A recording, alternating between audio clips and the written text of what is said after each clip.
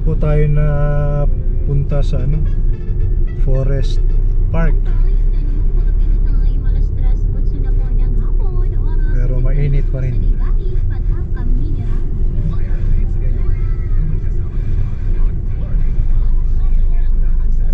Natin kung may mga tao ditong pwedeng masyaran.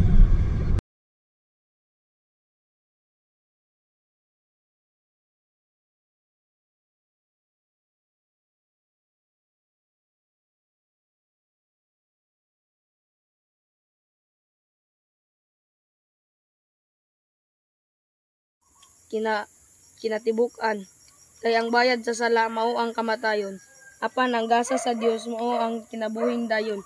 Pinaagi ni Kristo nga atong Ginoo.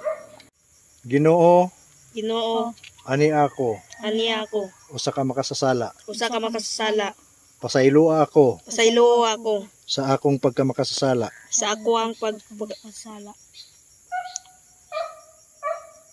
Akong ablihan ang akong kasing-kasing. Tuhuan ako ug dawaton nga si Kristo ang namatay para sa akong sala. Pasaylo ako Ginoo.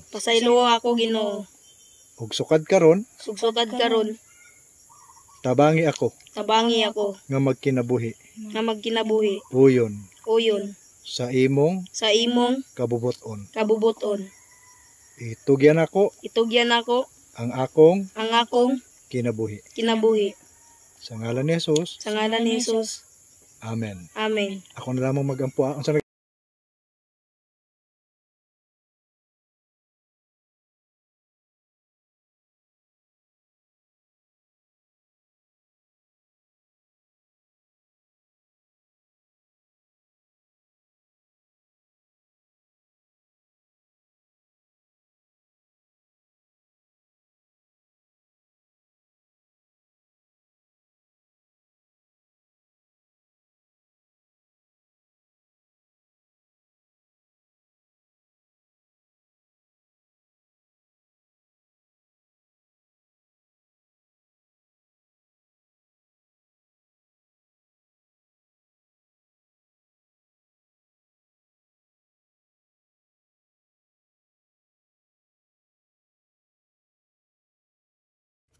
Dagdag tayo ng basahin trucks kasi paubos na yung dala natin.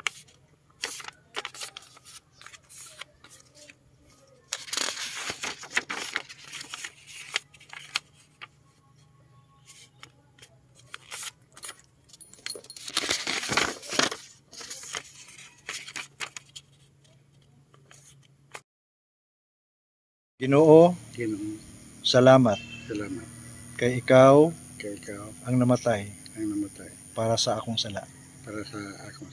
Pasaylo ako. Tuhuan ko ug dawaton nga si Kristo ang namatay para sa akong sala. Itugyan ako ang akong kinabuhi diha kaniya. Salamat sa kapasayloan. Salamat sa kinabuhi nga walay katapusan. Sukad karon tabangi ako nga magkinabuhi uyon sa imong kabubuton. Sa ngalan ni Jesus. Amen. Paalis na po tayo dito sa Forest Park.